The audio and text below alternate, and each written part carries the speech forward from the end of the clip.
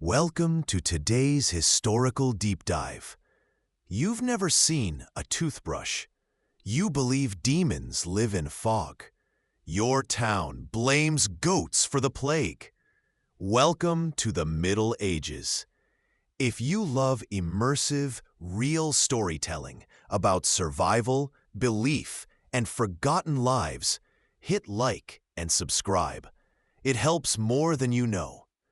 Drop a comment with the medieval fact that surprised you most, or what role you think you'd play if you were born in the year 1287. Let's begin. And live the life they never got to finish. The cold dawn's embrace tightens around the small hut.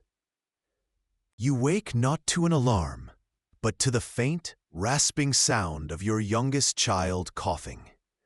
Beside you, bundled in scratchy wool and shared straw, their small body trembles with a fever that refuses to break. The fire, a meager comfort banked last night, has long surrendered its warmth, leaving only a heap of cold ashes. The air inside the dwelling hangs heavy, thick with the scent of damp earth, stale smoke, and unwashed bodies. Your fingers, stiff with cold, search for any shred of warmth in the shared bedding. Straw that rustles and pricks, wool that feels rough against skin. Hunger is not a sudden pang, but a dull, persistent ache deep in your gut. It's been a constant companion since the last harvest yielded less than hoped, since the winter stores began to dwindle alarmingly fast. You push aside the damp straw, the raw, earthy smell filling your nostrils, a potent reminder of your connection to the soil that gives life, or withholds it. This is the beginning of another day, not measured by ticking clocks or schedules, but by the slow ascent of the sun, the unpredictable whims of the weather, and the relentless, gnawing need for sustenance. Survival here isn't an abstract concept discussed in hypotheticals. It is the immediate, pressing reality felt in the biting chill of the morning air, the weakness in your limbs from too little food, and the desperate, fragile hope that today's back-breaking labor in the fields, at the loom, by the forge, will bring something, anything, to fill the emptiness within yourself and your family. This fundamental struggle for the most basic of human needs, so far removed from the convenience and abundance many of us know, highlights a stark truth. Our baseline for suffering or comfort is not universal, but entirely relative to the harsh, unyielding environment into which we are born. You own almost nothing. Your life is dictated by forces you cannot control, and yet you must rise. Ask yourself, would you find strength in the face of such relentless physical hardship? Or would the cold and hunger break your spirit before the day truly began? You have no choice but to try. Smoke stings your eyes before they're even fully open. The fire, banked last night, is a weak ember now, gasping for air. You lie on straw, bundled with others. Your mother breathes heavily to your left. Your youngest sibling coughs a wet, rasping sound beside you, a familiar rhythm of chronic illness. To your right, the sow rustles, rooting in the corner near the wall. Her body heat, mingled with that of the scrawny chickens huddled high on a beam, adds a layer of animal warmth to the space. This single room, your home, is alive with the sounds and smells of bodies, human and animal, pressed together against the pre-dawn chill. The walls are of wattle and daub, woven branches plastered with a mix of mud, dung, and straw. Look up. The thatched roof is a dark mass, but here and there, tiny pinpricks of fading starlight or gray morning light filter through. Sometimes, rain follows these pinpricks. A slow, rhythmic drip that's as much a part of the house's character as the low doorway. This dwelling isn't built for beauty or comfort as you might understand it. It's a shell, a pragmatic skin, stretched between the unpredictable world outside and the desperate need for shelter within. It keeps out the worst of the wind and rain, mostly. It holds the precious heat of the hearth, even as the smoke gathers in the upper reaches before finding its way out through the roof or the open door. There is no privacy here, none. Your birth was witnessed, your first steps, every meal, every argument, every illness, likely even your death, will happen on this spot, surrounded. There are no separate rooms for quiet reflection, no doors to close out the world or the people you share it with. Your life unfolds in full view of your family, the animals, perhaps even a visiting neighbor who ducks in for warmth and gossip. Your mother washes clothes near the hearth. Your father mends a tool by the doorway.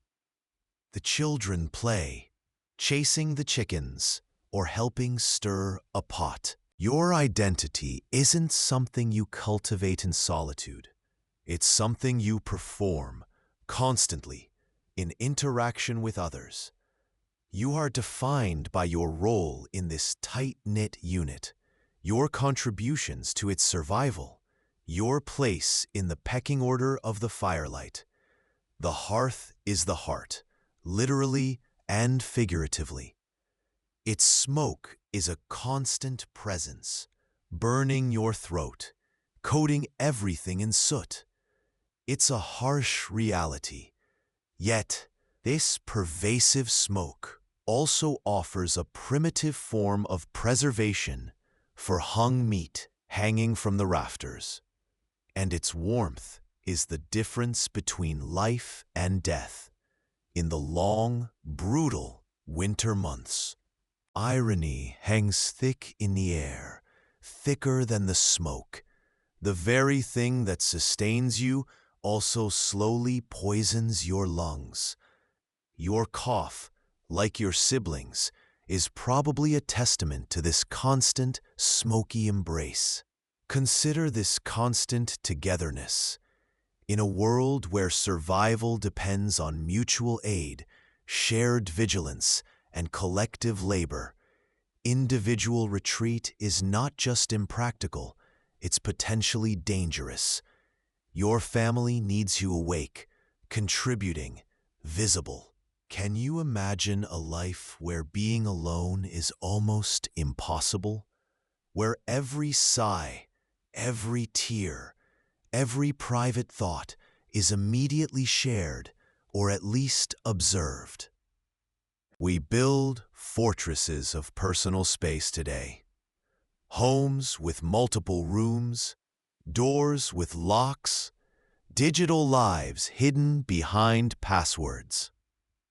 Our sense of self is deeply tied to our ability to withdraw, to be private, to be alone with our thoughts.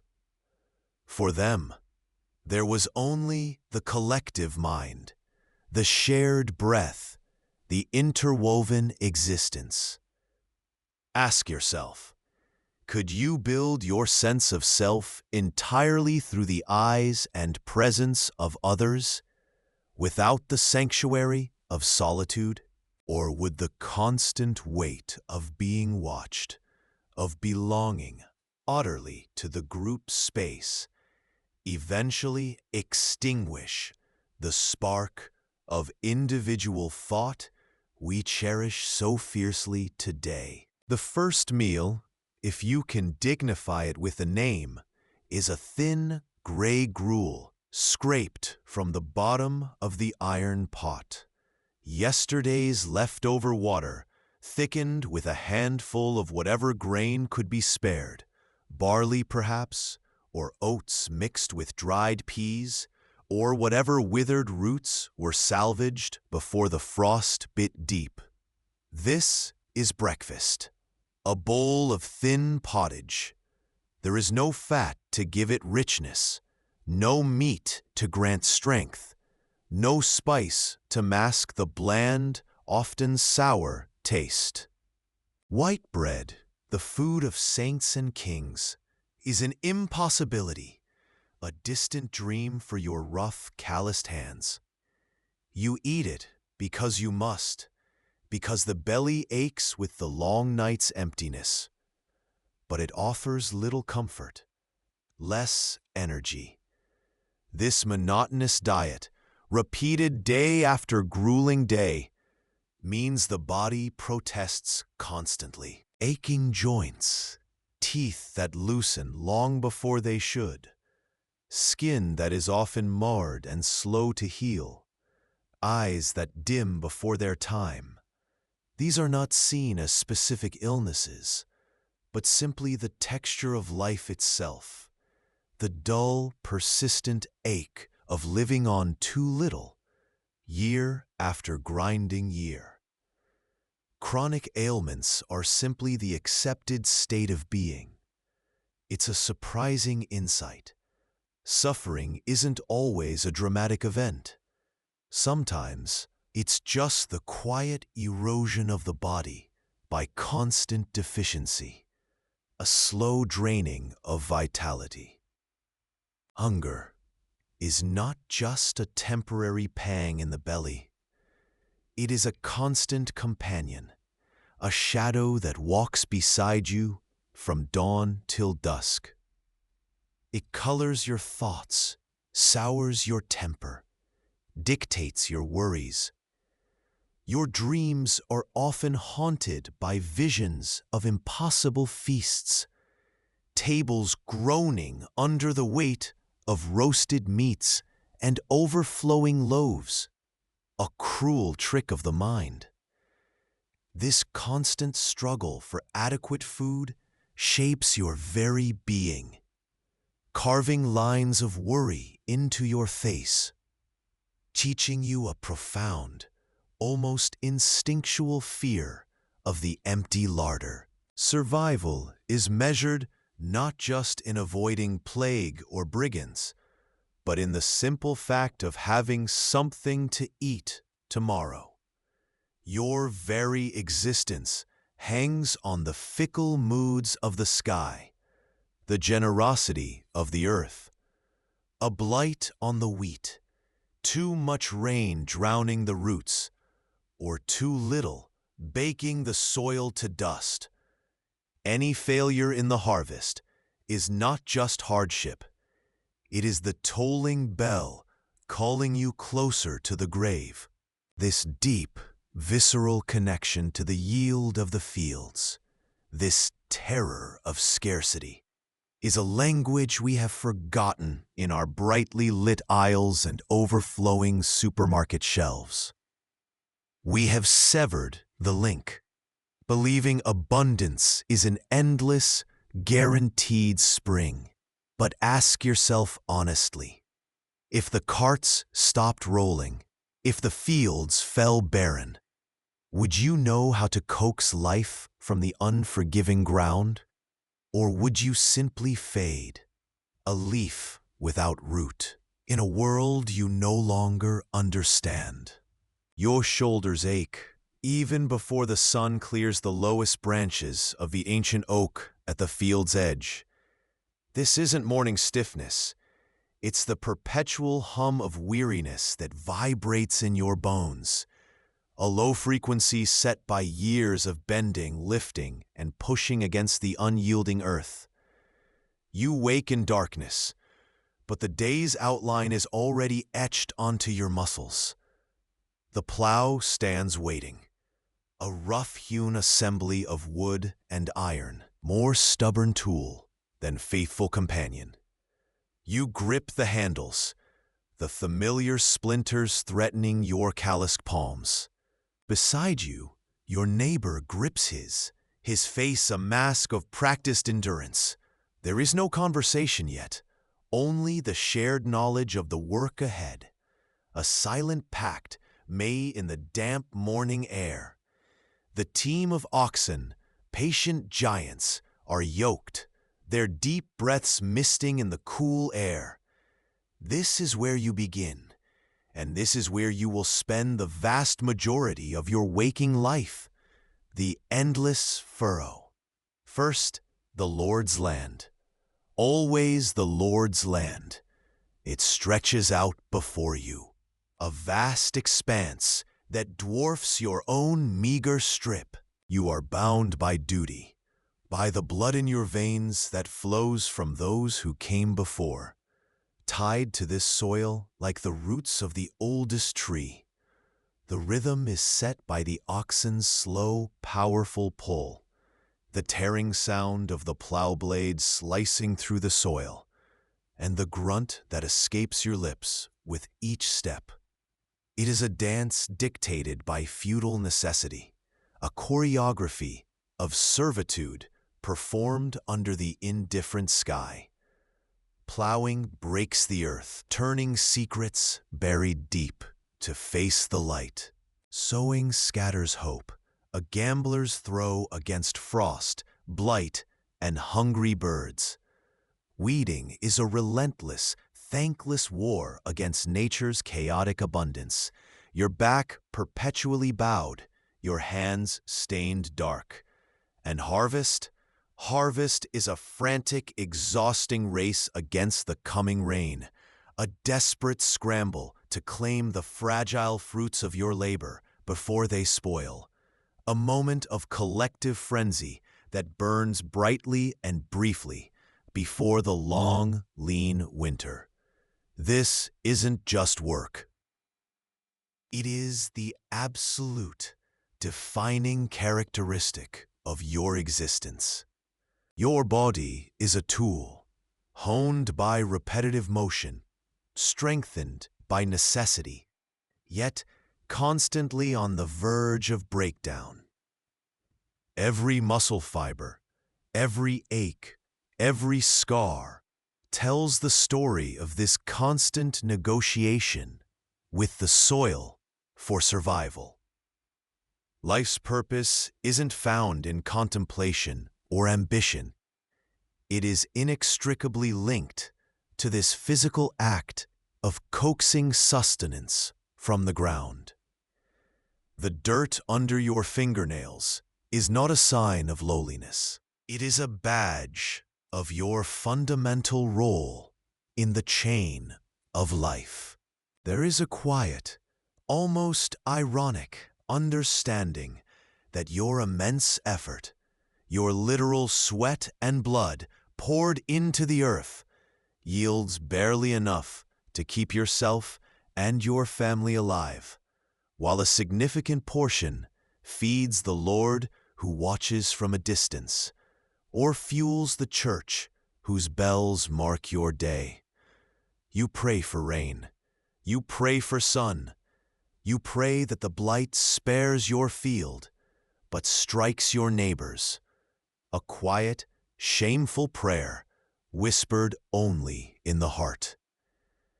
Superstition intertwines with desperate faith, hanging charms on the plow, burying tokens in the soil, seeking the blessing of a saint known for harvests, or perhaps performing an older, darker ritual learned from your grandmother, just in case the new god isn't listening. The fear of hunger is a palpable thing, a cold dread that sits heavy in the gut and dictates every prayer, every action. It forces a stark reality check on faith. Is the fervent prayer for a good crop driven by piety or by the raw, animal fear of starvation? The constant, visible outcome of your labor, whether the grain grows or withers, provides an undeniable, often brutal, feedback loop from the divine, or whatever power you believe governs the seasons. This life forces us to question how we define work and purpose today, often removed from such fundamental, visible outcomes. We tap on screens, move numbers, provide services intangible and complex. But imagine your entire world, your survival, your identity, tied to the simple, brutal act of making plants grow. There are no promotions, no career changes, no retirement plans beyond the grave. There is only the furrow, the seed, the harvest, and the winter's wait. Would you find meaning in this endless, repetitive cycle? Or would the sheer crushing weight of physical necessity extinguish any spark of purpose beyond survival? Was acceptance of this fate the only path? Or did they find tiny, hidden rebellions in their quiet endurance? Your tools are few, simple, yet essential. You reach for the sickle hanging by the hearth, the dull gleam of worn iron familiar in the pre-dawn light. This isn't new metal. It's a legacy, hammered straight by your father, maybe grandfather. The wooden handle smooth with generations of sweat. It's heavy, purposeful. Beside it, the hoe, its blade chipped, its shaft worn thin where your hands grip tight. You share in the village plow, a massive, oxen-drawn beast of wood and iron, a communal effort, because few can afford its weight alone. These are not just objects. They are extensions of your will against the unforgiving earth. Proficiency with them is not a learned skill from a book or master. It is survival expertise etched into your bones from the moment you could walk upright enough to carry water or pull weeds. You watched, you copied, you endured. Muscle memory dictates the swing of the sickle, the angle of the hoe, the rhythm of the shared labor behind the plow. Your hands know the work before your mind fully wakes. This dependence on simple, human-powered tools is a stark reality. Innovation is slow, measured in slight improvements over centuries, not decades. Risk is inherent in every stroke of the blade, every turn of the soil. Your capacity, the bounty of your family's table, is directly tied to the strength in your limbs, the resilience of your back, the sharpness of your blade against rock or stubborn root. A broken handle, a dulled edge, a sprained wrist. Any small failure ripples outwards, threatening hunger. This relentless physical reality breeds its own kind of faith and fear. You bless the tools before the season begins, hang charms on the plow to ward off blight. You pray not just for sun and rain, but for the strength to use the gifts given. The vast fields stretch before you, indifferent to your ache, demanding constant, physical engagement. It highlights a profound vulnerability, a direct and often brutal relationship with the natural world that we, surrounded by complex, invisible technologies, can barely comprehend. We click, we type, we swipe, rarely feeling the direct consequence of our physical input. Consider this as the sun begins its slow, demanding climb. Your very existence hangs on a few pieces of shaped metal and smoothed wood. There are no backups, no warranties, only repair and perseverance. Would your hands remember? Would your body obey the unforgiving rhythm of the field? Or would you wither, lost without the hum of the machine? You stir on the straw pallet, the sharp tang of wood smoke thick in your nostrils. It's not yet dawn, but the single room is already stirring with the low hum of life and the ever-present cough. 5 bodies pressed close for warmth. Your aged mother, snoring lightly. Your wife, breathing shallowly beside you. 2 sons, already gangly and restless. And the baby, small and vulnerable, letting out a weak cry. This is your world. Kin in the smoke. There is no privacy here, no quiet corner for thought. Every birth, every illness, every argument, every moment of grief or rare joy unfolds within these 4 rough walls, shared by 3 generations.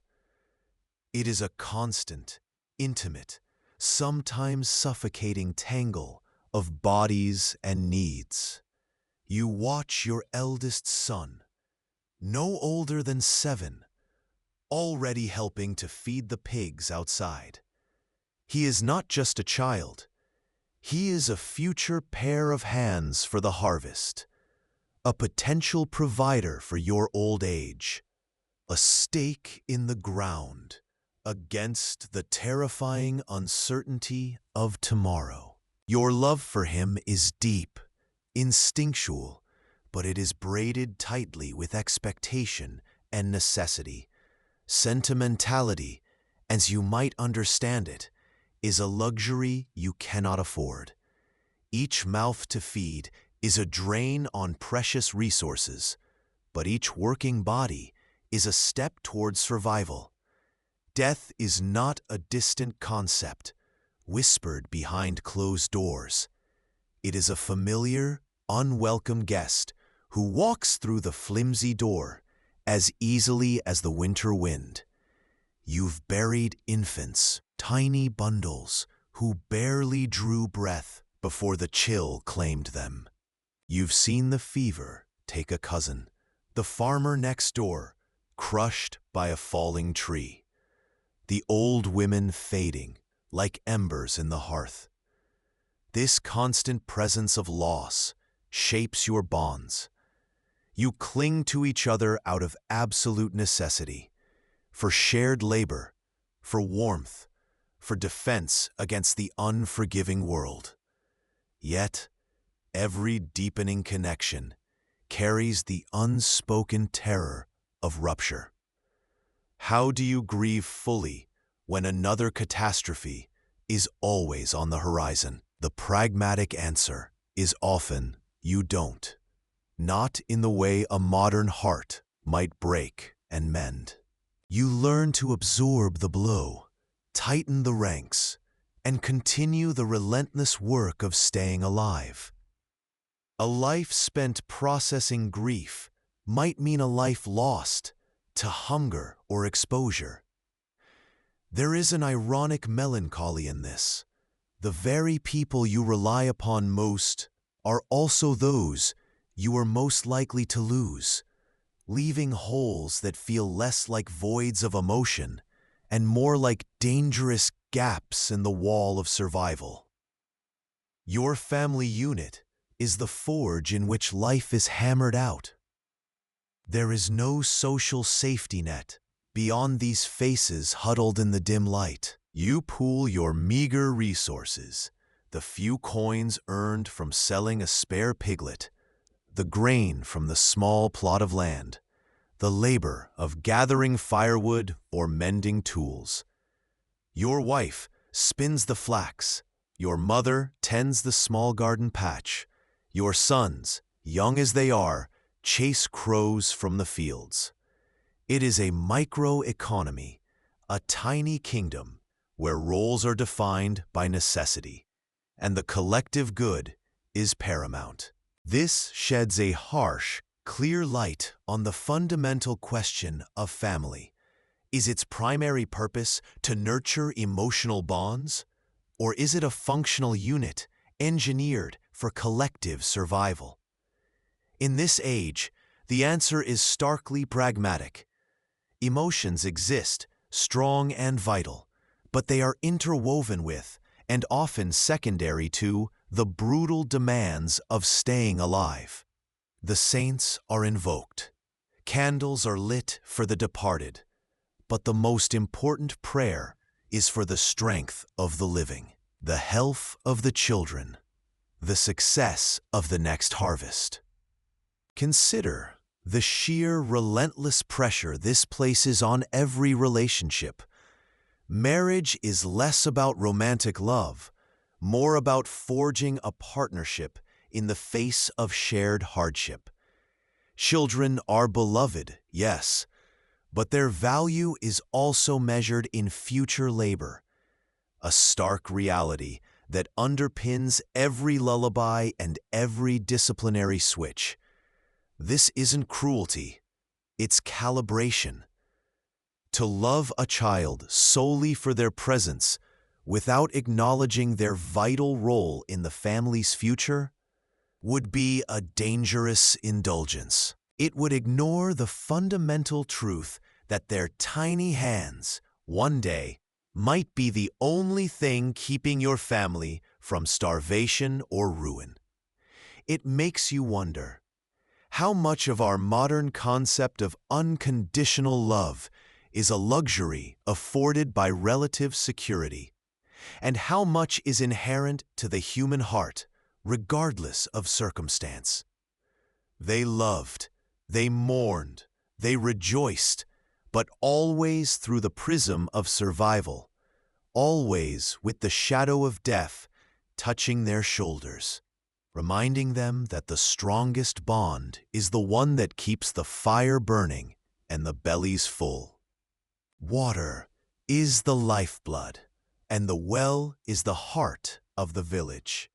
Here, where the stones are slick with constant use, and the rope grinds a familiar song, the real tides of your world ebb and flow.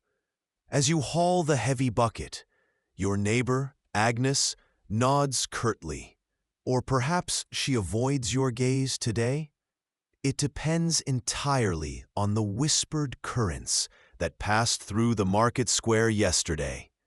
Your name, your family, your minor triumphs and miserable failures are common currency here. Everyone knows that little Thomas has the coughing sickness again, that your eldest daughter is of marriageable age, that the patch of flax by the stream failed this year. There is no hiding. Your home has no locked doors in the modern sense. Your life has no private corners. This constant, inescapable visibility is a double-edged sickle. When the fever takes hold, hands appear seemingly from nowhere. Agnes and old Master Giles arrive with thin broth and a cool cloth, their own chores abandoned for the common good. When the roof timbers rot, men gather for a barn raising, fueled by communal ale and shared effort. This collective pulse is the village's true strength, a human wall against famine, sickness, and the crushing loneliness of the wilderness beyond the fields.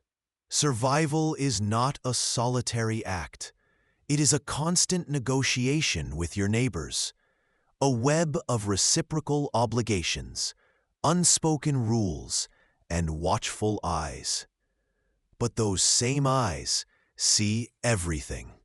A sharp word exchanged with a less fortunate family member, a patch of land tilled slightly over the boundary, a failure to attend Mass. These are noted, discussed, and judged by the invisible jury of the community.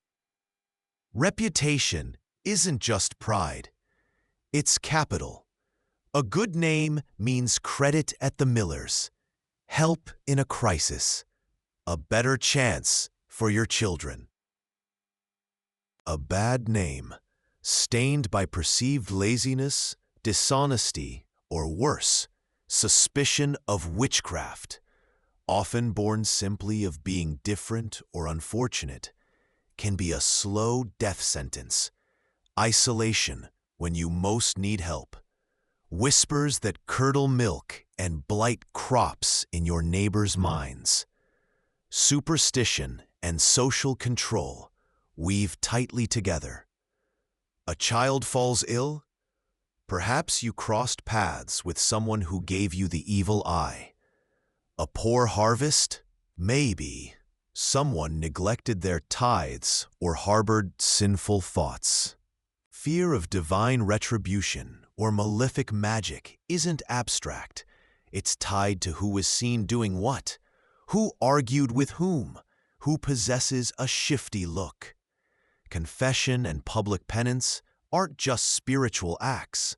They are performances of conformity, necessary to rebuild trust and regain standing in this suffocatingly close-knit world.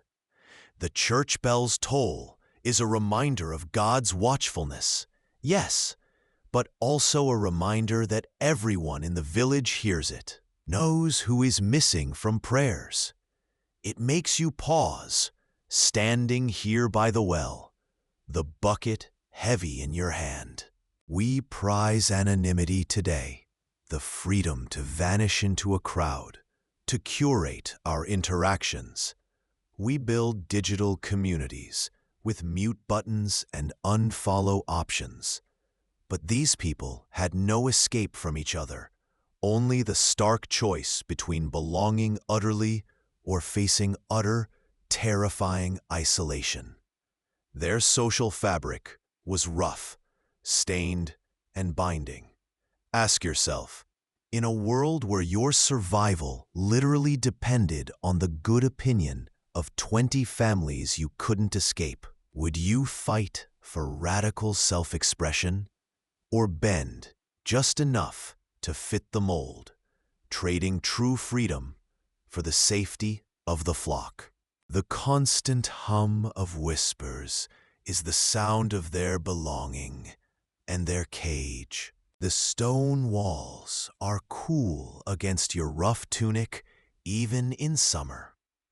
Stepping through the heavy oak door, the air changes. It smells of stale incense, beeswax, and the damp earth of generations buried beneath the flagstones. This is the church, the navel of your tiny world. Everything revolves around it, physically and spiritually. The steeple bell dictates the hours of prayer and work. Births are celebrated with hurried baptisms, shielded from the devil. Marriages are vows before God and community witnesses. Deaths are marked by solemn rites, prayers for passage through purgatory, and the gut-wrenching tolling of the bell.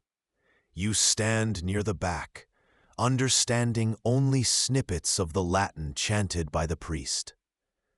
It is the cadence, the ritual, the visual spectacle of stained glass and painted saints that speaks to your soul. But more potent than the liturgy are the stories, the martyrdom of saints, the blinding miracles wrought by holy relics, and the terrifying, visceral reality of sin and damnation, preached from the pulpit. The devil isn't some abstract concept. He is a palpable force, a shadow lurking in the woods, whispering temptations in dreams, the unseen hand behind failed harvests and sick livestock. Fear of his power and the terrifying certainty of final judgment is as real, as grinding, as the constant fear of starvation or the plague. Religion here isn't a quiet, private affair. It's the very scaffolding of your existence. It explains the inexplicable. Sickness is divine punishment or demonic influence. Good fortune is God's grace. Natural disasters are signs of cosmic displeasure. It offers hope in this harsh, brutal world, the promise of eternal peace, a release from suffering. It also enforces order. The Church's laws are intertwined with the Lord's, and the priest's authority is second only to God's. This shared narrative, this understanding of a cosmic struggle for your soul, provides a framework for enduring the seemingly endless hardship. It's a powerful, sometimes suffocating, bond that holds communities together, offering both solace and a constant, prickling anxiety about your own worthiness. The surprising insight? It's how deeply woven the fear of God and the devil is into everyday actions. You don't just avoid sin, you perform rituals to ward off evil, wear blessed charms, confess petty transgressions to ease the gnawing dread in your gut. The simple act of making the sign of the cross isn't just devotion. It's a physical shield against unseen forces. Cause and effect are inverted. You are good, not just for virtue's sake, but because the alternative is an eternity of screaming torment you absolutely believe awaits the wicked. Ask yourself, could you truly believe in a tangible hell below your feet and not let it shape your every choice? Was it faith that carried them through the famines and plagues, or the sheer paralyzing terror of what came after death? This deep intertwining of the sacred and the terrifyingly real feels alien to our modern, compartmentalized minds, showcasing the raw power of a universally accepted spiritual narrative, even when delivered with fire and brimstone. The moon is a thin sliver above the thatched roofs. You bolt the door against the night, but the shadows inside feel just as potent. It is a world alive with unseen forces. Whispers of mischievous sprites who sour the milk or lead travelers astray in the fog. The dread power of the evil eye cast by a neighbor's envy. Every unexplained illness, a lingering fever, the sudden death of a favored pig, the failure of the rye harvest. Each can be a sign that something more than poor weather or bad luck is at play. You remember the old woman down the lane, the one with eyes like river stones and hands stained from roots. She knows herbs, yes, but also whispers carried on the wind, charms passed down through generations older than the carved wooden crucifix in the church. Can she truly ward off the ague with a poultice of mugwort and a whispered prayer to a long-forgotten saint? Or is the whispered prayer meant for something older, something that listens when the official god is too busy with kings and bishops? The village respects her, but also fears her.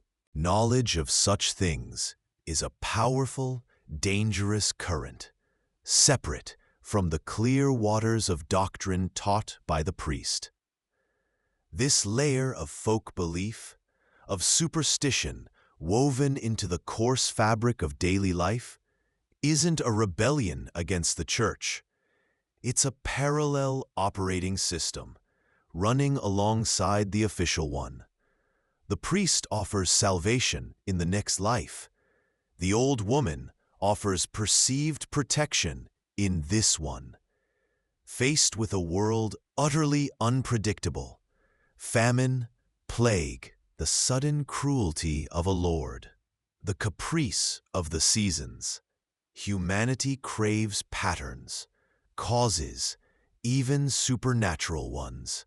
It's easier to believe a mischievous fairy stole the butter than to accept the milk curdled inexplicably. Easier to blame a curse for a failed crop than the simple, brutal reality of nature's indifference. It is the human need to find meaning, to feel a scrap of control, however illusory, in the face of absolute chaos. You make your sign of the cross, bless your meager meal, attend Mass every Sunday, but you also keep a horseshoe above the door. Wear a small bag of protective herbs around your neck, and avoid walking under ladders or spilling salt. Because why take the risk? Why invite the attention of whatever nameless things lurk just beyond the firelight, just outside the edge of the known world? This quiet, personal calculus of perceived danger and protection shapes decisions more subtly than any decree from the king or Rome. Ask yourself, when faced with true helplessness, with overwhelming uncertainty, what strange comforts, what personal rituals or unexamined beliefs do you cling to for a sense of order? It was often not faith that carried them through the hardest times, but a potent ancient brew of hope, fear, and deeply ingrained superstition. The sun is a low, reluctant smear above the eastern tree line. Frost still coats the thatch on your hovel roof. Your belly aches with a familiar emptiness, but the ache in your shoulders is worse. The price of yesterday's labor in the Lord's fields. You worked his strips before your own, as is the custom. This is the weight you carry, heavier than any harvest basket, the weight of the tenth and the uncounted portions beyond. You owe him a percentage of your meager grain, measured out under the sharp eye of the steward. A handful of eggs from your few scrawny hens, days of your physical strength, commanded whenever he wills it. Even the honey from the wild bees you found in the woods might be demanded, a bitter sweetness you never truly owned. The steward, Master Thorn, is a man of thick neck and thin patience. He walks the village lanes with a ledger and a sneer, his presence a constant reminder of your obligations. He measures your land, assesses your yield, and ensures the carts are loaded with the best produce, heading not to your storehouse, but the manor hall. If a boundary stone is moved, if a pig strays into the Lord's woods, if words are spoken out of turn, it is Master Thorn who hears the complaint and summons you before the manor court. There, the Lord, or more often his representative, sits in judgment. Justice is swift, often arbitrary, and always weighted by who you are. A peasant, bound to the soil. Fines are common, a further drain on your impossible scarcity. Sometimes, a day in the stocks serves as a public humiliation, a stark lesson in the Lord's absolute power within his domain. You are not a citizen of a nation. You are a tenant of a man. Your life is not a canvas to paint upon, but a furrow to plow in his field. This isn't just poverty, it's a structural limitation on existence. Feudalism isn't simply a system of land ownership. It's a system that captures your very capacity to improve your life. Every ounce of surplus energy, every extra grain you coax from the unforgiving earth can be claimed. There is no ladder to climb, only the constant pressure to fulfill obligations that keep you tethered. Your children will inherit the same debts, the same duties, the same lack of choice. This world is static, rigid as winter ice, and you are frozen within it. The idea of owning property, of accumulating wealth that is truly yours, of moving to a different village without permission, of having a voice that matters beyond the price of a stray chicken. These are concepts as alien to you as flight. It's a stark and melancholic realization. For the vast majority of human history, the average person possessed almost none of the individual freedoms we now take for granted. Your body, your labor, your future, they were in tangible ways owned or controlled by another. It makes you wonder, sitting here in the chill morning air, listening to your youngest cough again. Would you fight against this relentless weight, perhaps earning a flogging or worse? Or would you simply bow your head, pay your dues, and hope the Lord was just, or at least distracted? Would you survive without choice, or bend just enough to fit the mold, praying for a harvest that might finally, just finally, leave enough for you? This silent, grinding servitude was the bedrock upon which castles stood and knights rode. The heat rises from the pallet bed, a dry, sickening wave in the small, airless room. You watch, helpless, as his chest rises and falls too quickly, a rattle deep within. This is the fever's grip, a sudden, brutal fief that arrives without warning. Yesterday, he was strong enough to help with the thatch. Today, his eyes are glazed, distant. A simple cold could become a chest full of fire. A child's scraped knee, left untended, could blossom into a festering wound that claimed the limb, then the life. A broken bone isn't just pain. It is often the end of work, the end of independence, a slow decline into being a burden. There are no clean cuts here, no sterile rooms, no magic pills. Pain is a constant companion, gnawing, burning, aching, endured with gritted teeth and silent prayers. Your knowledge of what is happening inside him is less than a child's today. Blood, phlegm, black bile, yellow bile, the four humors are out of balance, perhaps, or a demon has taken root in his soul. Remedies are rooted in what grows nearby, or what the village wise woman whispers. A poultice of herbs, a bitter draught brewed from roots, a charm worn close to the skin, a prayer whispered to St. Jude, the patron of lost causes.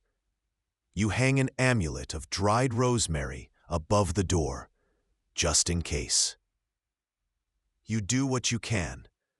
But mostly, you watch and wait, your stomach twisting with dread. Death is not a stranger who visits occasionally. He is the neighbor you try not to look at, always present, always nearby, ready to knock. He takes the young, the old, the strong, the weak, with chilling indifference. The irony is bitter. You survive famine, wolf attacks, harsh winters, only for a simple fever to claim your child or spouse or self. The surprising insight? It's how quickly people adapted to this constant proximity of death and suffering. Not with despair always, but with a form of acceptance, a deeply ingrained understanding of life's sheer fragility that paradoxically spurred a fierce clinging to the present moment, to the simple joys of a full belly or a warm hearth. Yet, this acceptance wasn't passive. It fueled a vibrant world of ritual and belief. Every aching joint, every hacking cough was a reminder of the body's betrayal, pushing them deeper into faith, into superstition, into seeking meaning in signs and portents where modern science sees only pathology. It wasn't cowardice. It was a desperate, deeply human attempt to impose order on a chaotic, terrifying reality.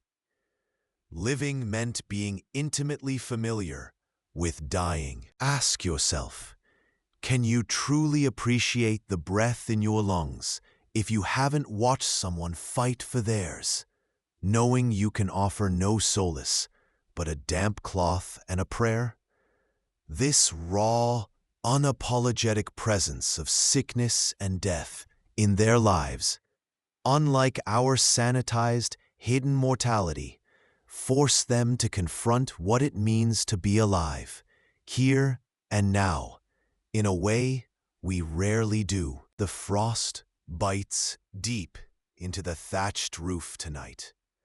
The endless cycle of sunup to sundown toil has carved lines deep into faces around the sputtering fire. You can feel the ache in your bones, the perpetual low thrum of hunger that is less an emptiness and more a constant companion.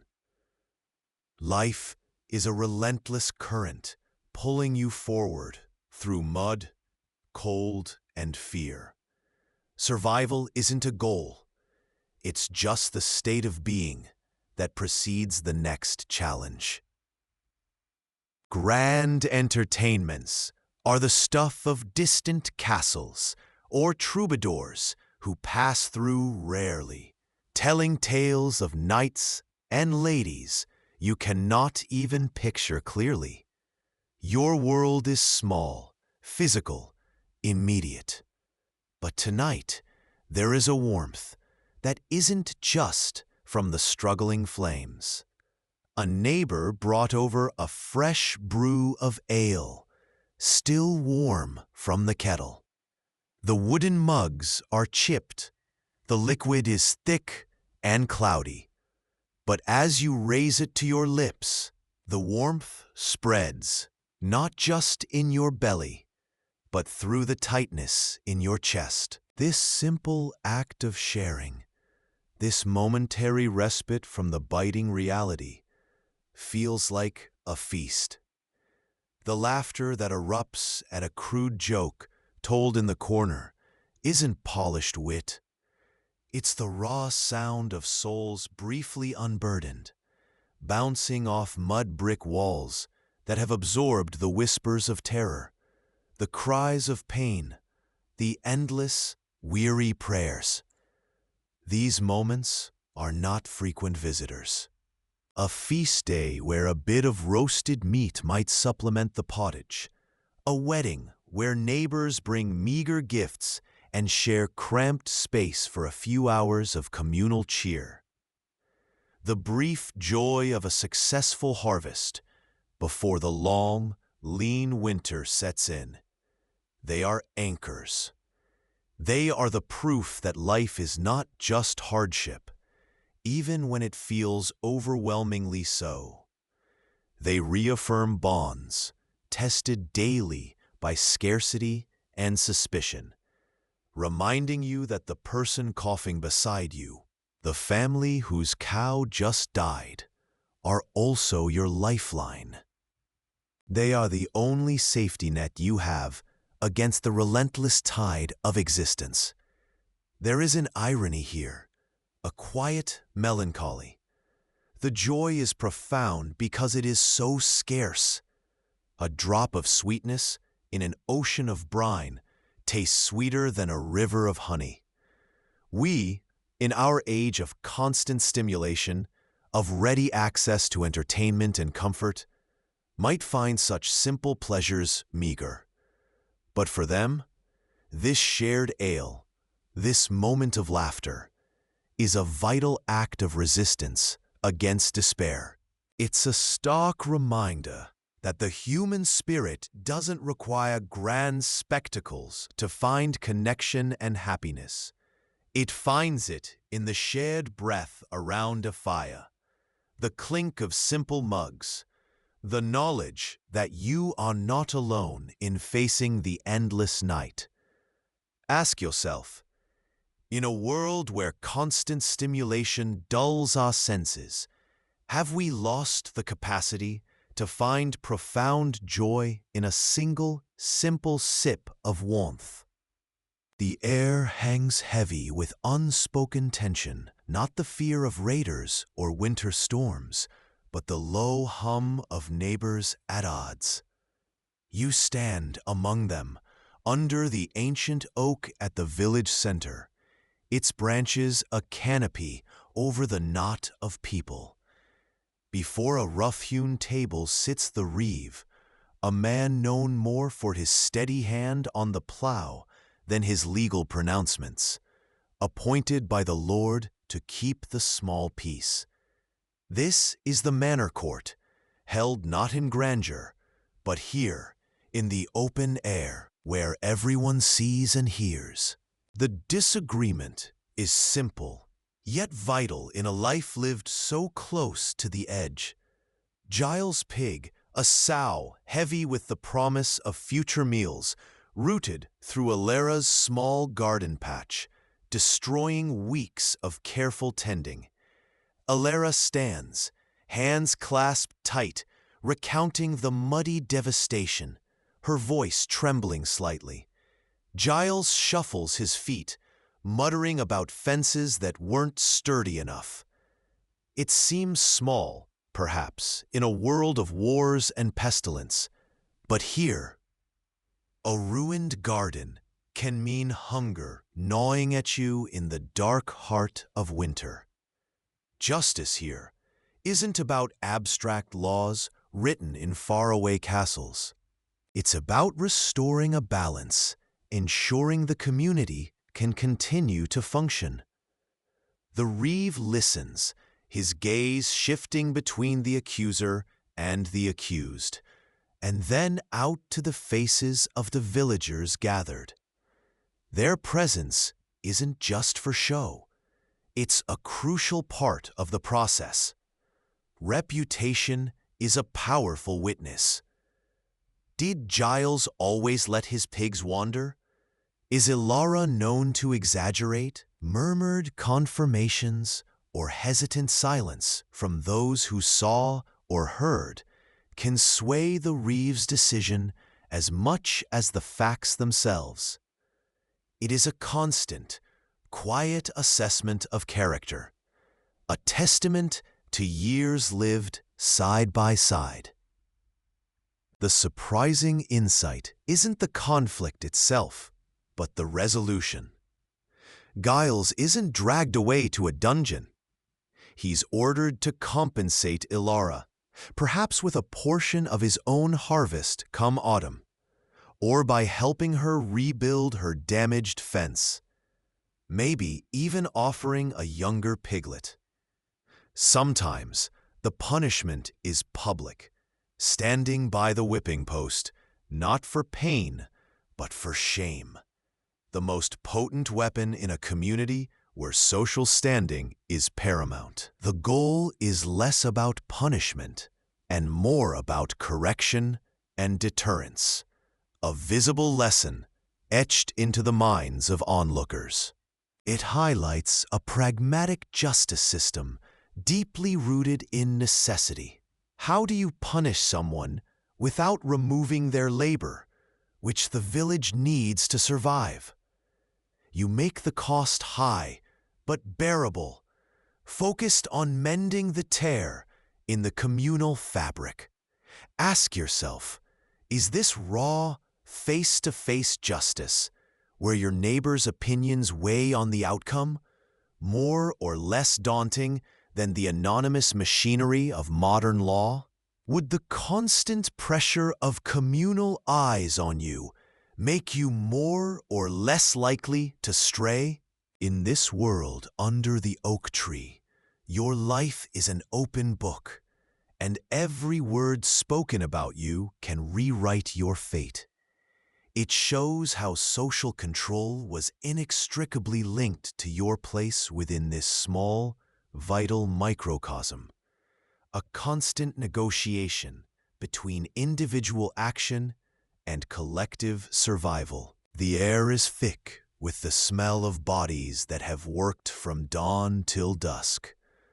You know this scent intimately. It's the damp wool tunic you've worn for weeks, patched and stained. It's the earthy grime under your fingernails, ground in from tending the fields or hauling water. It's the sourness hang of sweat that never truly dries in the humid summer air, or the stale breath of overcrowded rooms in the bitter winter. Cleanliness, as you understand it, is a brief rinse in an icy stream on a warmer day, or perhaps a quick rub-down with a coarse cloth. A full bath? That's a luxury reserved for the wealthy, or maybe a ritual before a major feast day. And even then, the water is likely shared, growing murkier with each person who enters. Lice are not a mark of shame, but a fact of life, like the changing seasons or the ever-present threat of sickness. You scratch absently, a learned reflex. Your clothes are few, perhaps 2 sets if you are fortunate, worn until they fray and become rags, then patched again. They carry the accumulated smells of labor, cooking fires, and the animals you live alongside. This pervasive lack of what we now call hygiene isn't carelessness. It's a different kind of reality. Your body isn't something to be constantly purified and presented flawlessly. It's a tool, a vessel for enduring hardship. Dirt is simply part of the environment, as unavoidable as rain. Discomfort, from itching skin to the persistent ache in your limbs, is the default state. There's a strange resignation in this acceptance.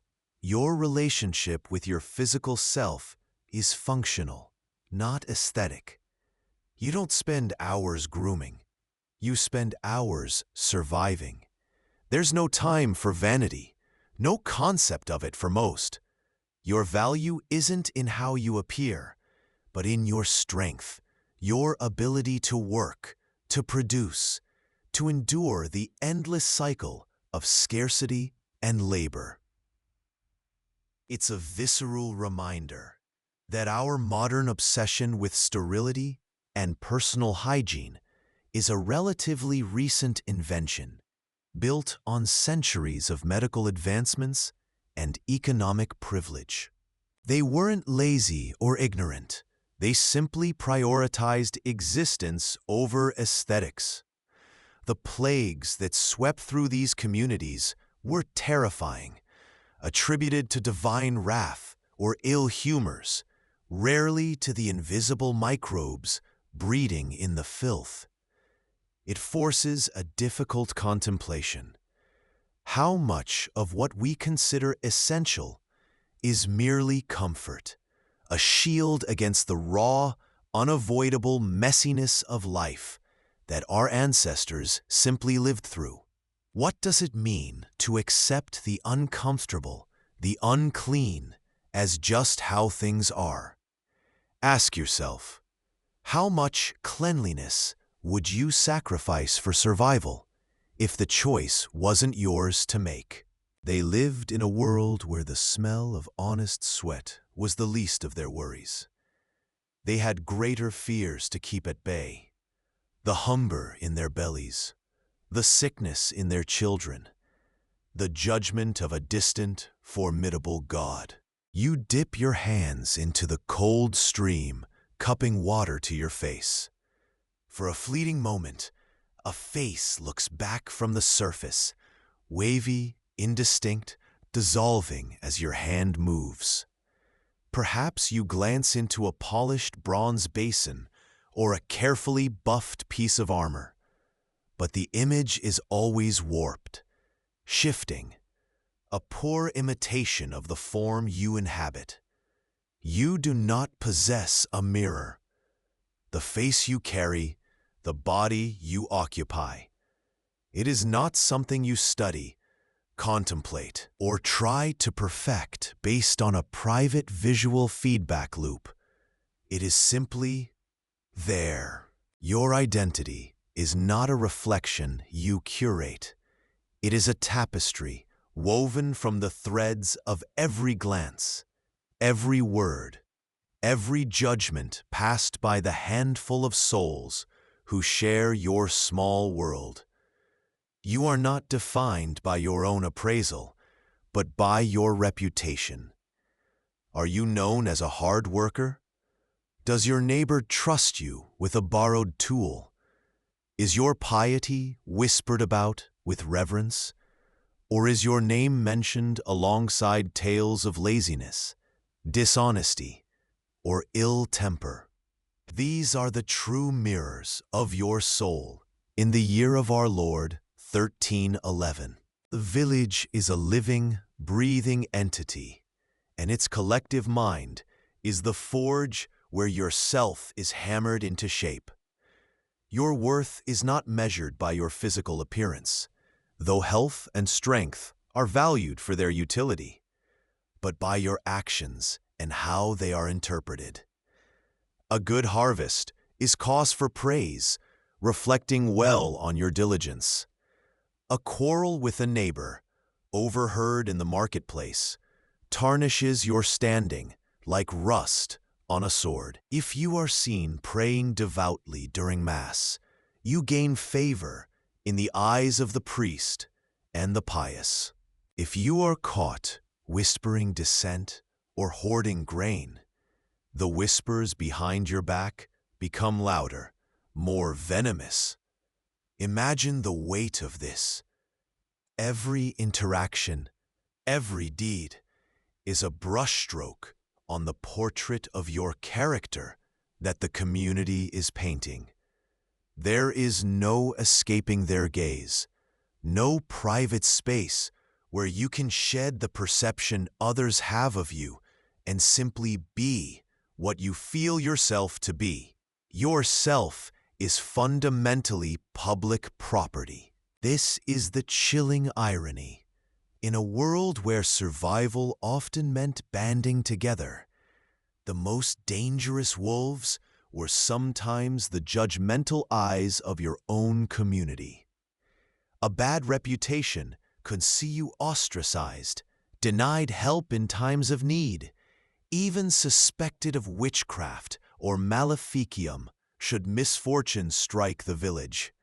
A string of bad luck, livestock dying, crops failing, sickness entering your home, might not be seen as God's trial, but as proof of some inherent flaw, some hidden sin, reflected in the hardship by the eyes of your neighbors. Your children inherit not just your land or your debts, but your reputation, for good or ill. A daughter from a family known for honesty and diligence might make a better match than one whose mother was known for gossiping or petty theft. A son whose father was respected for his skill as a carpenter will find it easier to apprentice. The blood carries not just lineage, but the accumulated weight of community judgment. There is a quiet melancholy in realizing that the person you know yourself to be in your own heart matters less, perhaps, than the person others perceive. As you walk these dusty paths, judged only by the work of your hands and the whispers behind you, you might ask yourself, how much of who you are right now relies on a mirror's glance, on a picture others will see, in a world stripped of visual self-curation, where identity was hammered out in the shared space of the village green. How much of our modern self is a fragile, recent invention, built not on reputation, but on reflection? The medieval soul knew itself not by its own image, but by the 1,000 eyes that watched, judged, and ultimately defined it. The fire has gone out, and the house is cold. Not just the bite of the dawn air, but a deeper cold that settles in the room, heavy and still. On the straw pallet, your neighbor, Elsbeth, lies quiet. Her coughing ceased hours ago. Now, only the shallow whisper of your own breath fills the silence. Death is not a visitor who knocks politely here. It is a tenant, sometimes quiet, sometimes raging like the plague, a constant, undeniable fact. You don't call for learned doctors or haul the body away to a sterile room behind closed doors.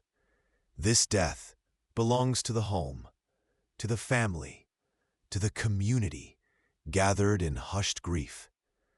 The women of the village arrive first, their faces grim but set.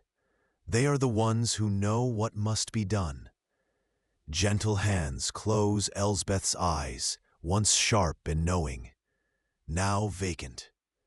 They wash the body, a simple act of reverence for the vessel that held a life, soon to be given back to the earth from which it came. There is no elaborate casket, no fine silk lining. A simple linen shroud, perhaps hand-sewn, is wrapped around her. It is pragmatic, traditional, and deeply symbolic, shedding the clothes of this life for the plain garment of the next. You watch, helping where you are asked, the smell of stale sickness and clean linen mixing in the air. This intimacy with death is jarring to modern sensibilities, where mortality is often hidden, a private tragedy managed by professionals.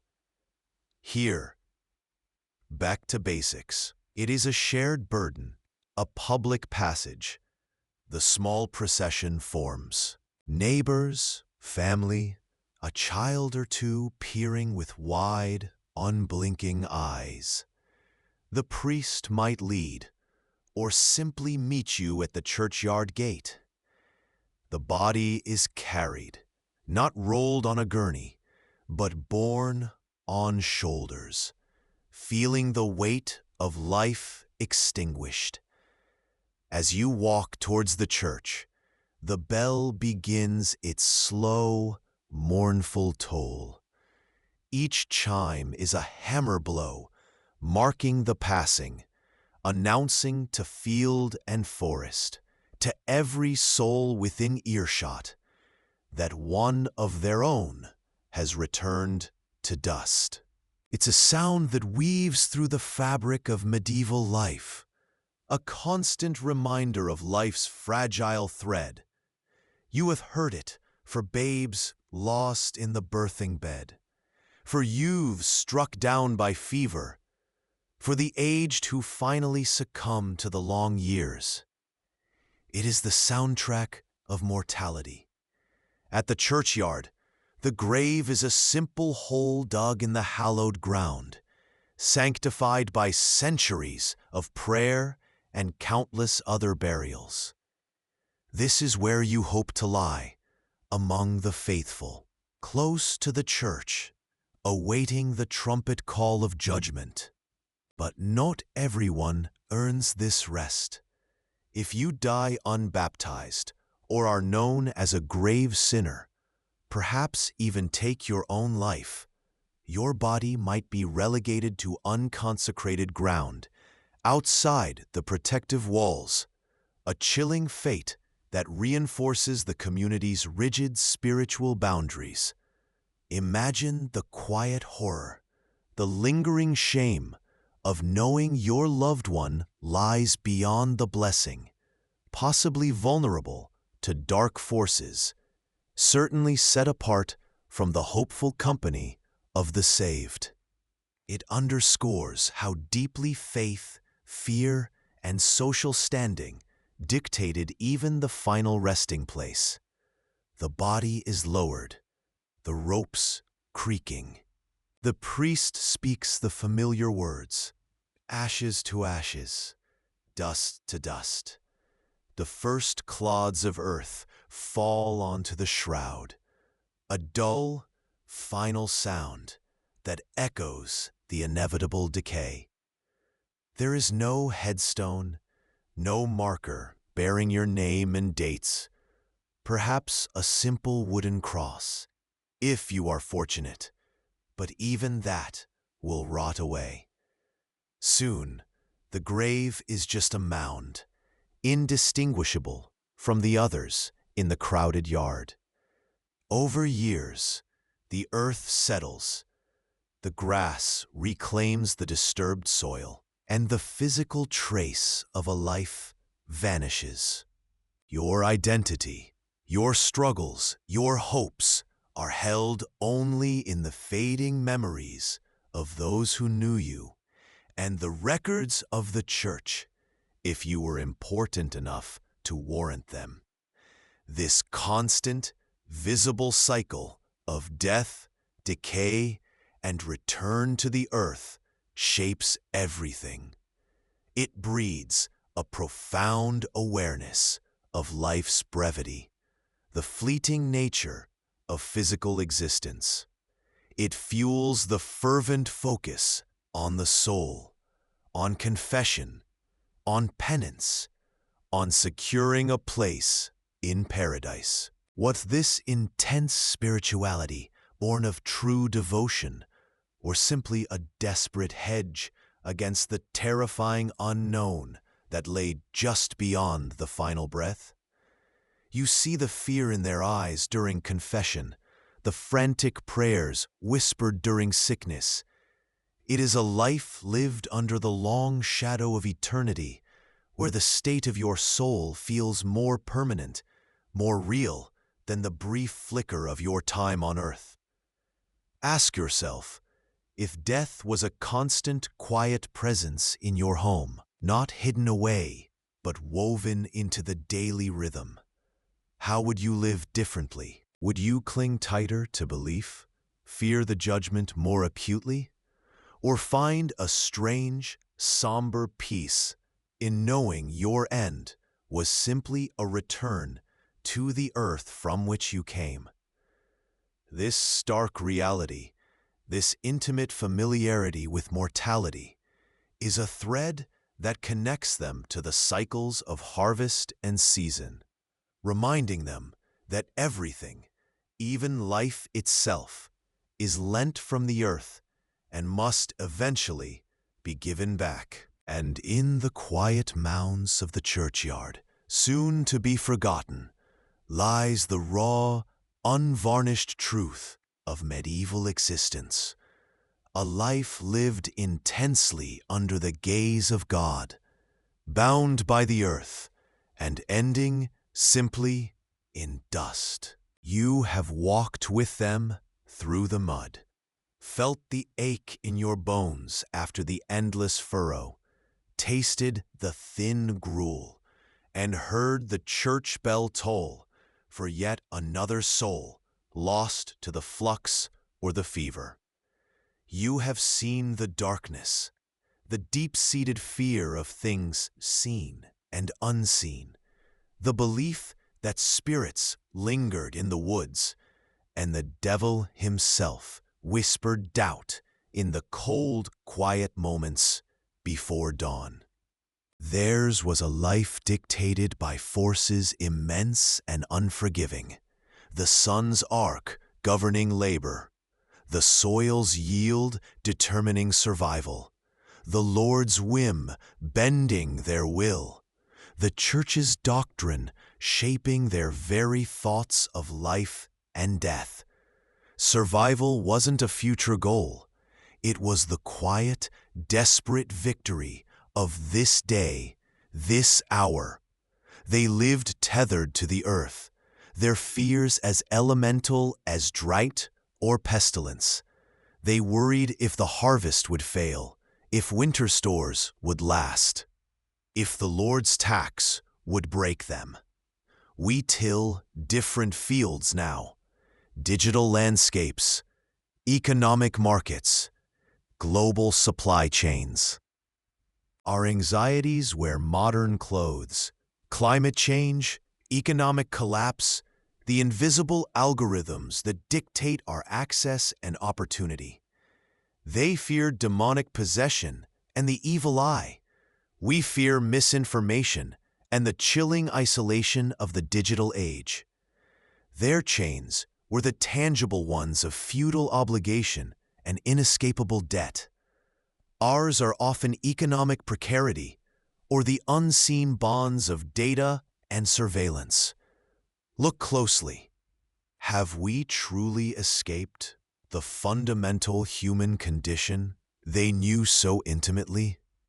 The medieval peasant's life, stripped bare of comfort and control, reveals enduring truths, the profound capacity for resilience in the face of relentless hardship, the absolute necessity of community for shared survival and shared warmth, the innate human search for meaning in a world that often felt chaotic and indifferent, the primal fear of the unknown that breeds superstition and ritual, and the simple, stubborn hope for a better tomorrow, a kinder Lord, a bountiful harvest, salvation in the next life.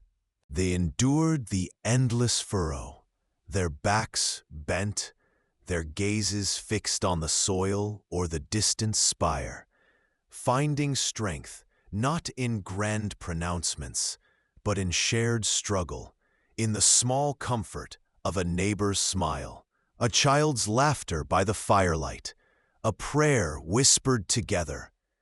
Their lives, seemingly so alien in their material poverty and different beliefs, are a profound, uncomfortable reflection of our own persistent struggle to survive, to find purpose beyond mere existence, and to connect authentically in a world that often feels isolating. We may navigate different landscapes, pursue different ambitions, and fear different shadows. But the human heart, in its core needs and vulnerabilities, knows the same fundamental seasons of hope and despair, connection and isolation, birth and inevitable darkness. They had no legacy carved in stone or written in history books, for the powerful rarely recorded the lives of the powerless. But every seed they planted, every prayer they whispered in terror or hope, every small act of resilience in the face of crushing odds, built the foundations of the world we now inhabit, carrying within us the echoes of their enduring human spirit.